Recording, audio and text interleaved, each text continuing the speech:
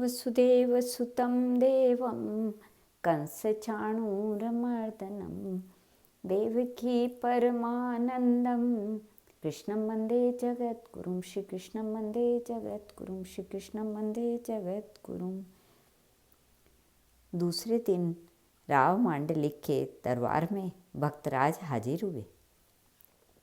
सारंगधर, अनंतराय इत्यादि अपने ही कुटुंबीजन नरसिंह राम का अपमान करने के लिए इस तरह उतारू होकर दरबार में बैठे थे, जिस तरह काठ को काटने के लिए काठ का ही टुकड़ा कुल्हाड़ी का बेंट बना हुआ रहता है। जब सब लोग आकर यथास्थान बैठ गए, तब राजा ने सारंगधर की मंडली की ओर देखते हुए कहा, कहिए आप लोगों को क्या कहना है। राजन, यह नरसिंह राम इस शहर में रहकर अनेक प्रकार के ढोंग रचकर जनता को भ्रम में डाल रहा है। सारंगधर जी, मैं बहुत दिनों से भक्तराज की कीर्ति सुन रहा हूँ। वह भगवान कृष्ण के प्यारे भक्त हैं। जन्म से लेकर आज पर्यंत उनके ऊपर किसी प्रकार का कलंक आया हो ऐसा सुना ही नहीं।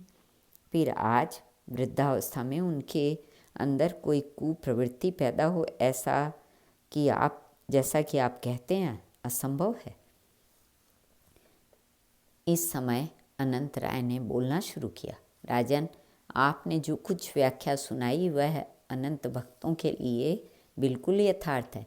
यह नरसिंह राम तो मेरा भांजा ही है, परंतु यह कहते हुए मुझे तनिक भी संकोच नहीं होता कि यह वास्तव में भजन के बहाने अनाचार बढ़ाता है। अनंत राय के सप्रमाण वक्तव्य को सुनकर राजा बड़े विचार में पड़ गए। उन्होंने सोचा, इस विषय में निर्णय कैसे किया जाए।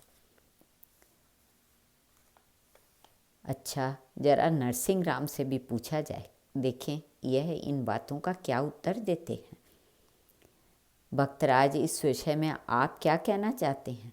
राजन, अनंत राय का कथन सब यथार्थी है, परंतु किसी मनुष्य से भजन में आने के लिए न तो मैं आग्रह करता हूँ और न किसी के लिए प्रतिबंध लगाता हूँ। मेरे घर आकर भगवत भजन करने का अधिकार अबाल वृद्ध स्त्री पुरुष सबको समान है। इस विषय में मैं अपने को दोषी नहीं समझता। मैं अपने राधे श्याम के नाम के सिवा और कुछ नहीं जानता।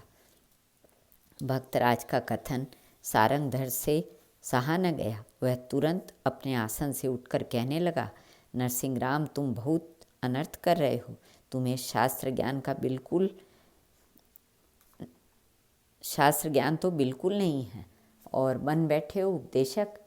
यदि तुम अपने को उपदेशक देने के अधिकारी समझते हो तो शास्त्रार्थ करो और सभा में अपनी सर्वज्ञता सिद्ध करो।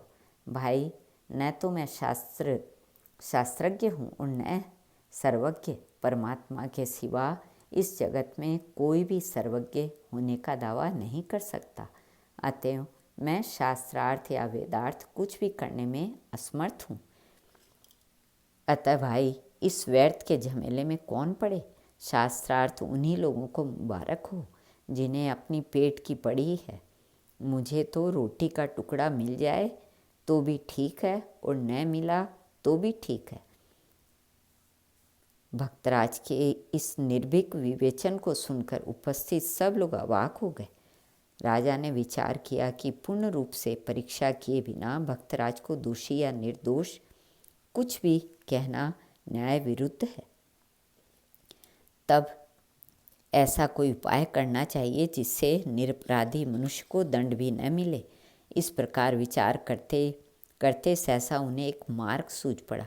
उन्होंने एक फूलों का हार मंगाया और उसे हाथ में लेकर कहा, भक्तराज, यद्यपि आपका कथन एकदम सत्य है, फिर भी आपके विरुद्ध इन लोगों की गवाहियाँ होने के कारण सत्य असत्य का निर्णय करना कठिन हो गया। अतः मैंने एक उपाय सोचा है जिसमें न्याय भी ठीक ठीक हो जाए और दोनों पक्षों से किसी को भी कोई शिकायत करने का मौका न मिले। आप यह पुष्पहार अपने हाथ में लीजिए और राज मंदिर में चलकर भगवान राधा दामोदर के कंठ में समर्पित कर दीजिए। मैं स्वयं मंदिर का ताला बंद करके चाबी अपने पास रखूँगा। यदि कल प्रातःकाल होने से पहले स्वयं भगवान प्रकट होकर यही हार आपके गले में डाल देंगे तो आपकी निर्दोषता सिद्ध हो जाएगी, और यदि ऐसा न होगा तो फिर आपको उचित दंड दिया जाएगा। राजा का अंतिम फैसला सुनकर भक्तराज ने प्रसन्नतापूर्वक कहा, न्यायप्रिय नीतिज्ञ राजन, भगवान भक्तवत्सल हैं। यदि मेरी सच्ची निष्काम भक्ति उनमें होगी तो अवश्य अपने कंठ का हार मुझे दे देंगे, और यदि ऐसा न भी हुआ तो भी क्या, मेरे लिए राजमहल हो कारागृह समान है। मुझे तो भगवत कीर्तन करने के लिए कोई भी एक स्थान मिलना चाहिए, इतना ही मेरे लिए बस है। भक्तराज ने राजा के हाथ से पुष्पहार ले लिया। उन्होंने राजमहल के मंदिर में जाकर भगवान राधा दामोदर के कंठ में हार डाल दिया और भक्तिपूर्वक प्रणाम करके बाहर निकल आए। राजा ने मंदिर के ताले को बड़ी सावधानी से बंद करके चाबी अपने पास रख ली। सारंगधर ने अपना अधिकार प्रदर्शित करते हुए कहा, नरसिंह राम, यदि इस न्याय में तुम असफल रहा तो राजा की तलवार से तेरा सिर धड़ से अलग कर दिया जाएगा।